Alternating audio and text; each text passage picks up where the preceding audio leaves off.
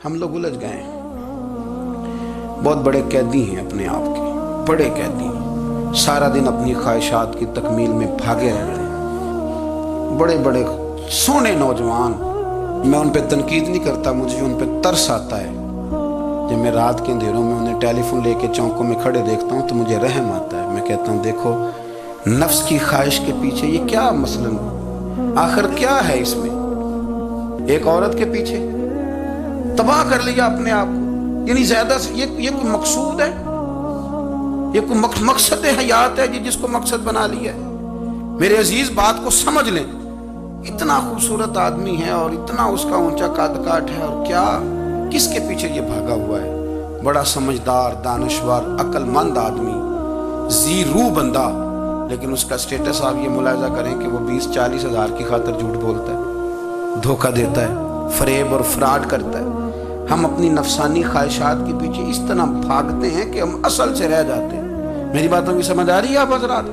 تھوڑا تھوڑا کر کے، ایک ایک کر کے ان کی باتیں کم مانیں۔ وہ ضروری تو نہیں نا کہ سویرے ناشتہ بازار سے اپنی مرضی کا تگڑا کیا ہے، بازار سے لا کے پوڑیاں چنے بہترین کھائے، اور پوڑیاں چنے ابھی کھائے نہیں، شاپر میں ڈالے ہوئے ہیں، اور وہ لے کے ابھی آ رہا ہے تو ساتھ ہی رستے سے گوشت بھی چھوٹا اچھا لگا تو 2 کلو وہ بھی لے آئے کہ پوڑیاں چنے کھاؤں گا اور دوپہر کے لیے گوشت پکاؤں گا۔ اور پہلے یہ تو کھا لے صاحب، اس سے تو نجات پا لے۔ یہ پتہ نہیں ہضم ہوتا ہے کہ کچھ اور کرتا ہے تیرے ساتھ، لیکن وہ گوشت بھی ساتھ لے آیا۔ یعنی ٹیبل پہ، ناشتے کے ٹیبل پہ بیٹھ کے فیصلہ ہو رہا ہوتا ہے کہ ہم نے کیا کھانا ہے، ہم نے کدھر جانا ہے۔ سنگیو یاد رکھو، باتوں کو سمجھو اور غور کرو۔ یہ تھوڑا تھوڑا کر کے جب ہم چھٹکارا حاصل کرنے کی کوشش کریں گے نا، چھٹکارا حاصل کرنے کی، کئی جگہ سے، کسی جگہ سے اگر آپ کو تنبیہ ہوتی ہے نا، تنبیہ، اس میں بھی بڑا مزہ آتا ہے۔ اس میں بڑا، ہمارے ایک بزرگ تھے تو ایک دن نا میں گیا تو کہنے لگے الحمدللہ آج میں بڑے سکون میں ہوں۔ میں نے کہا جی وہ کیا ہوا؟ کہنے لگے میں اپنے آپ کو بڑا پیر صاحب سمجھنے لگ گیا تھا۔ تو ایک وابڈا کے کسی آدمی سے کام تھا تو میرے ایک دوست نے مجھے کہا کہ پیر صاحب اس کو ٹیلی فون کر دیں، سنا ہے آپ کا عقیدت مند ہے۔ میں نے اس بندے کو ٹیلی فون کیا تو کہتا پیر صاحب میں عزت آپ کی بڑی کرتا ہوں پر یہ کام نہیں ہو سکتا۔ کہتے ہیں جب اس نے مجھے کہا نا تو کچھ بھی نہیں، تو مجھے بڑا مزہ آیا ہے، ورنہ میرا تو نفس پھول گیا تھا۔ میں تو سمجھتا تھا کہ جو میں کہتا ہوں ویسے ہی ہو جاتا ہے۔ کہتے اس نے تھوڑا سا نا مجھے لیول میں کیا ہے، مجھے مزہ آیا۔ یہ لوگ نا اپنے اوپر بوجھ ڈالتے تھے، یہ تھوڑا تھوڑا پیچھے ہٹتے تھے، یہ سمجھتے تھے کہ اس طرح تو ہماری تکمیل رہ جائے گی۔ صبح سے شام تک اگر اسی نفس کی باتیں مانتے جائیں گے تو خرابی کرے گا۔ دولت کا نشہ ہے بھائی، دولت کٹھی کرنے والا کسی جگہ سیر نہیں ہوتا، حسن کا نشہ ہے، حسن کا نشہ ہے۔ حضرت ابوبکر شبلی رحمۃ اللہ علیہ فرمایا کرتے تھے جو تیری بیٹی کو خوبصورت سمجھ کے اس کے ساتھ نکاح کرنا چاہے اسے بیٹی نہ دینا۔ حضرت جی کیوں؟ فرمایا حسن تو تھوڑے دن کے بعد ختم ہو جائے گا، پھر وہ اس کی قدر نہیں کرے گا، وہ تو کہیں اور منہ مارتا پھرے گا۔ حضرت ابوبکر شبلی رحمۃ اللہ تعالی علیہ کی بیٹی خوبصورت تھی، ایک نوجوان کہنے لگا میرا نکاح کر دیں۔ آپ فرمانے لگے پتر تو 1 مہینے کے بعد آنا، کر دوں گا۔ بڑی موٹی تازی خوبصورت صاحبزادی، تو حضرت نے اسے دوائی کھلائی، اسے پخانے لگ گئے۔ جو پخانہ کرتی ایک مٹکے میں سنبھال دیتے۔ تھوڑا وقت گزرا تو وہ ہڈیوں کا پنجر بن گئی، مہینے بھر میں دست اتنے آئے کہ کمزور ہو گئی۔ تو ابوبکر شبلی 1 مہینے کے بعد نوجوان کو بلایا، فرمایا ادھر آ تیرا نکاح کروں۔ بچی دکھائی تو وہ کمزور بستر پہ پڑی، فرمایا شادی کر۔ کہنے لگا اس سے نہیں میں نے کرنی۔ فرمایا یہ وہی ہے؟ کہنے لگا جی نہیں۔ فرمایا تو کہتا تھا مجھے عشق ہے، کدھر گیا تیرا عشق؟ کہنے لگا حضرت صاحب آپ کیسی بات کر رہے ہیں؟ فرمایا ادھر آ۔ پھر وہ مٹکا جس میں گند رکھا تھا وہاں لے گئے، فرمانے لگے تیرا اس کے ساتھ عشق تھا، یہ ہے تیرا عشق۔ فرمایا اسے تو میں 4 دن روٹی کھلاؤں گا پھر تندرست ہو جائے گی، لیکن میں دیکھنا چاہتا تھا کہ تو میری بیٹی سے پیار کرتا ہے یا اس کے چہرے پہ آنے والی کچھ وقت کے لیے سرخی سے پیار کرتا ہے، اس لالی سے پیار کرتا ہے جو جوانی کے وقت بچوں اور بچیوں پہ آتی ہے۔ کس چیز کے دل دادا؟ یعنی کیا مطلب؟ نفس کی غلامی، سراسر غلامی، اور پلٹ پلٹ کے اور بڑے بڑے سیانے بندے چھوٹی سی خواہش کے لیے، بڑا سمجھدار آدمی، بڑا سیانا بندہ۔ میں ایک بڑے بزرگ عالم تھے، میں ایک دفعہ ملنے گا تو پائے پکا رہے تھے، خود پائے پکا رہے تھے، تو وہ بڑے پیار کی بات ہوتی ہے نا، تو تامت باندھی ہوئی اور بڑی جناب خستہ حالی، اور وہ پائے پکا رہے ہیں۔ تو میں نے ان سے کہا، میں نے کہا حضرت جی پائے تو کسی اور نے بھی پکا لینے تھے، آپ بخاری لے کے بیٹھتے، چلو میری طرح کا کوئی بندہ آپ سے استفادہ بھی کر لیتا۔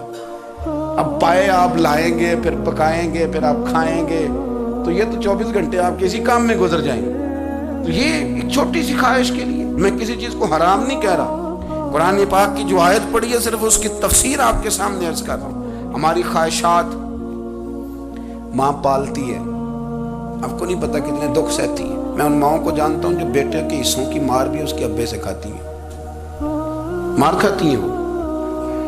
ایک خاتون ایک کان سے سنتا نہیں، میرے پاس ایک دفعہ آئی، کہنے لگی سٹ لگ گئی سی، کوئی دعا کر دیں یا کوئی وظیفہ پڑھ، ڈاکٹر کہتے ہیں ٹھیک نہیں ہو سکتے۔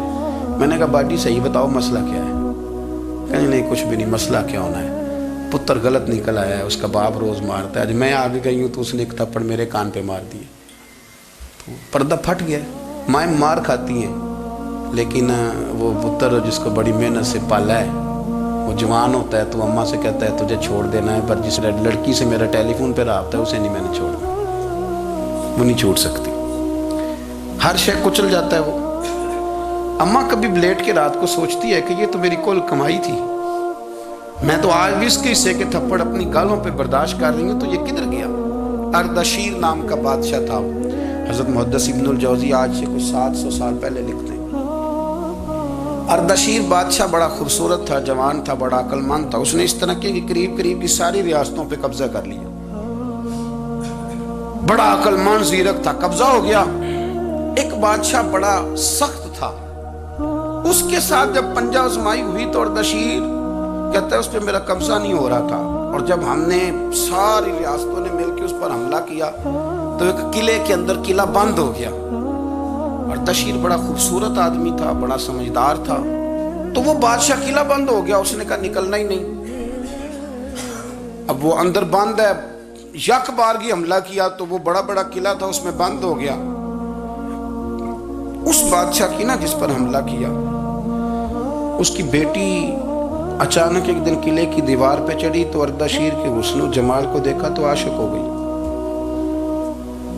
اور اپنے ہی باپ کے خلاف اسے کہنے لگی کہ اگر تو میرے ساتھ شادی کا وعدہ کرے نا تو میں تجھے رستہ بتاتی ہوں حملہ کرنے کا۔ اس نے کہا میرا وعدہ رہا، تو رستہ بتا۔ اس نے رستہ بتایا اس لڑکی نے، اور بادشاہ نے حملہ کیا تو اس کا باپ قتل کیا، اس علاقے پہ قبضہ کیا شادی کے وعدے پر۔ ہاں نفسانی خواہش بندے کو اندھا کر دیتی، نہیں سمجھ آتی اس کو میں کدھر جانا، اندھا کر دیتی۔ حملہ کیا، اور جب اس لڑکی کو لے کے آیا نا اپنے محل میں، تو پہلے دن شادی کی پہلی رات تھی، تو بستر بچھایا کنیز نے، تو وہ کبھی کروٹ ادھر بدلتی کبھی ادھر بدلتی، تو بادشاہ کہنے لگا کیا ہے؟ کہنے لگی بستر میں کچھ ہے، مجھے تکلیف دے رہی۔ اس نے چراغ جلائے، اور جب بستر اٹھایا تو ایک اتنا سا دھاگا نکلا۔ دھاگے سے عموماً تکلیف نہیں ہوتی، تو اس نے کہا تو اتنی نرم و نازک ہے کہ دھاگا؟ کہنے لگی میرا باپ نا میرے ساتھ اتنا پیار کرتا تھا کہ روز میرا بستر بھی خود بچھاتا تھا، اور اس نے آلہ رکھا ہوا تھا، وہ ناپتا تھا کہ کوئی پایا اونچا نیچا تو نہیں، میری بیٹی کا بیلنس سوتے وقت خراب نہ ہو جائے، اور میرے لیے گوشت اور کپڑے بھی خود پسند کر کے لاتا تھا، کھانے پینے کا خود خیال کرتا تھا۔ اردشیر کہنے لگا اچھا وہ اتنا پیار کرتا تھا، اور پھر تو نے اس کے ساتھ کیا کیا؟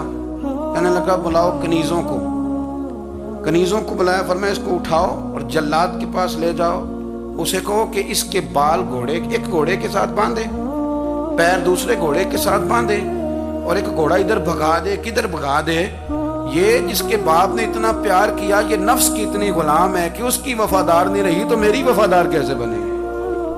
اس نے اتنے نازوں سے پالا کہ دھاگا اسے برداشت نہیں۔ او یارو یاد رکھو، اگر نفس کی غلامی کرو، بڑے بڑے وفاداروں کو چھوڑ کے غلامی کرو، تو پھر کہو وفادار مل جائیں، کوئی بول اب لڑا نہ بول بیٹھی ہوں دے خسم ناراض بڑ بولیاں دے، کہاں سر کھائے تے بلبل ٹھنڈ پائے، بڑے فرق نہیں سجنا بولیاں دے، جڑیاں خسماں دی وچ رضا وسن، بھاگ جاگ جاندے انہاں گولیاں دے، آپ ادلیاں نو سردار پین تکے، تے شرما والیاں نو جھوٹے ڈولیاں دے، اپنے نفس کے پیچھے چلو گے تو یہ تباہی ہے۔